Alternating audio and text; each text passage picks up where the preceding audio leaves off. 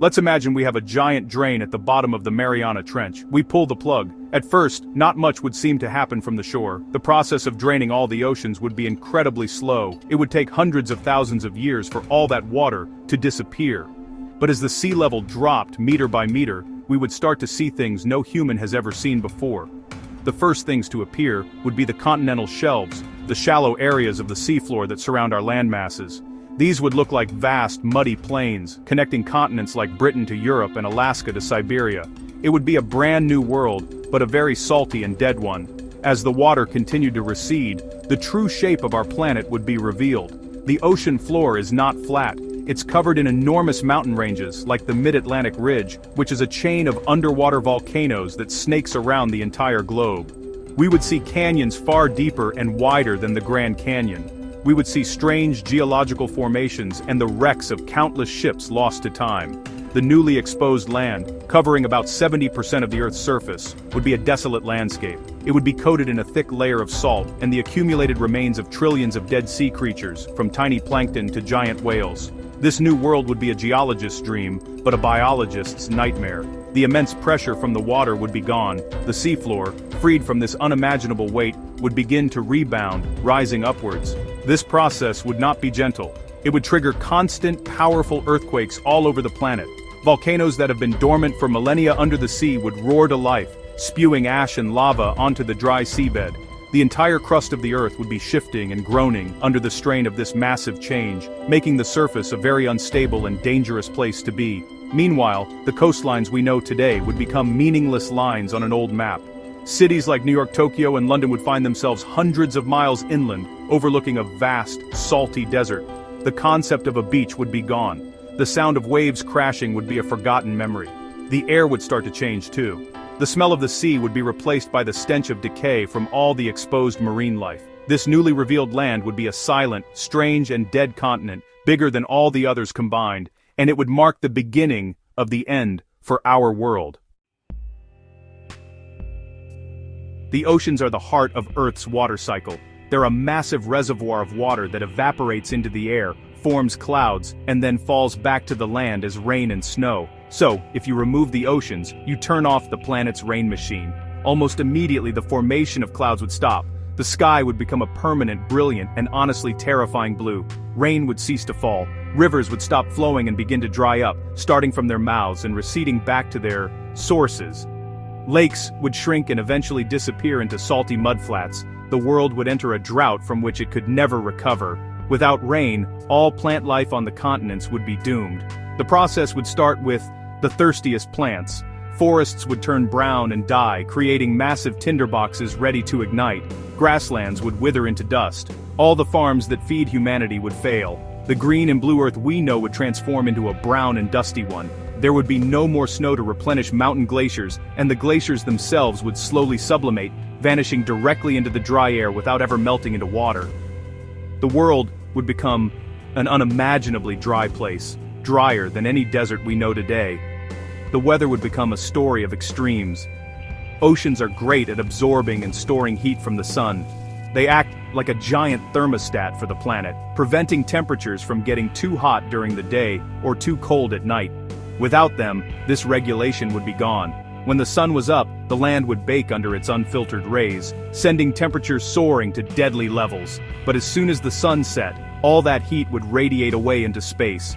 Nights would become incredibly cold, with temperatures plummeting far below freezing, even at the equator. This extreme temperature swing between day and night would create powerful winds. The hot air from the day side of the planet would rush toward the cold, dark night side, creating permanent, violent windstorms that would scour the surface of the planet.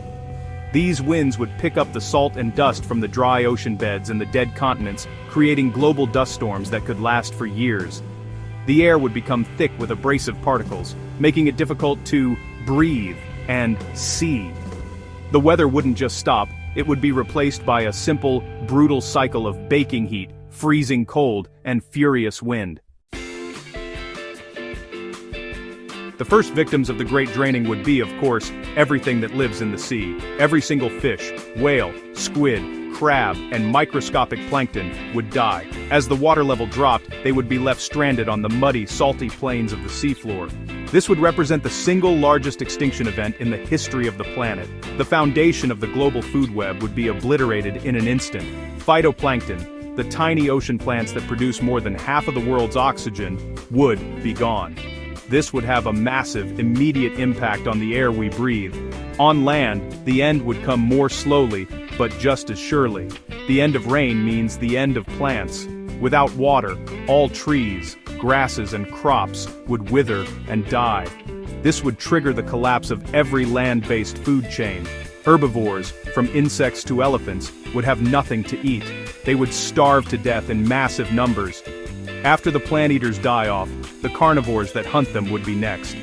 Lions, tigers, and wolves would find themselves in a world with no prey. The entire animal kingdom would unravel, species by species, until the continents fell silent. And what about humans? Our survival is completely tied to the health of the planet. First, our water supply would vanish. All the rivers and lakes we rely on would dry up. We could drill for groundwater, but without rain, it would never be replenished. It would be a finite resource that we would quickly exhaust. Second, our food supply would disappear. Without water for irrigation, all agriculture would fail. We couldn't grow crops or raise livestock. We might be able to survive for a short time on canned goods, but society would collapse into chaos as billions of people faced starvation and thirst. Even if some humans managed to build sealed habitats to survive the initial chaos, their long-term prospects would be bleak. The air itself would become toxic. Without the oceans to absorb carbon dioxide, the gas would build up rapidly in the atmosphere. This would be made worse by massive wildfires, burning the dead forests, releasing even more carbon dioxide. This would lead to a runaway greenhouse effect, causing the planet's surface temperature to climb even higher during the day. The lack of oxygen from phytoplankton would also make the air thinner and less breathable over time. Humanity's reign on Earth would be over. With all life gone and the water cycle broken, Earth would settle into its new grim reality. It would become a static world, geologically hyperactive but biologically dead. The constant massive earthquakes and volcanic eruptions would continue for thousands of years, as the planet's crust adjusted to the loss of the ocean's weight.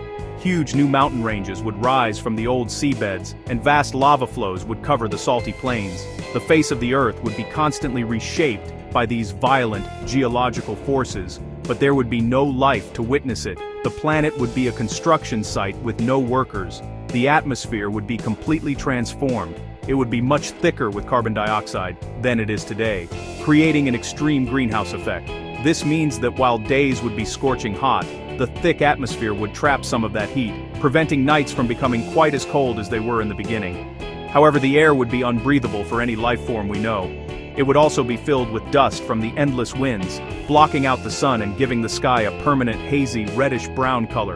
The blue sky would be a distant memory, replaced by a dusty shroud. Over millions of years, Earth would come to resemble its neighbor, Mars. It would be a desert planet, cold, dry, and sterile.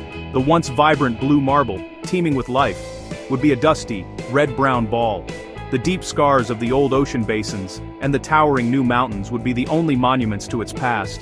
Without water, the processes of erosion that shape our world, like rivers and glaciers, would cease. The violent winds would be the only force shaping the landscape, slowly sandblasting the mountains and filling the canyons with dust over eons. The silence would be absolute. Ultimately, a world without oceans is a world without life. The oceans are not just large bodies of water. They are the planet's life support system.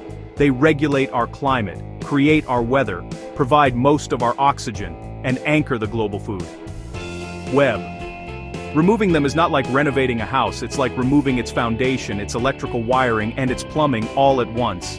The entire structure collapses. The final state of Earth would be a stark and lonely testament to the critical importance of its oceans, a dead planet serving as a silent warning in the cosmos.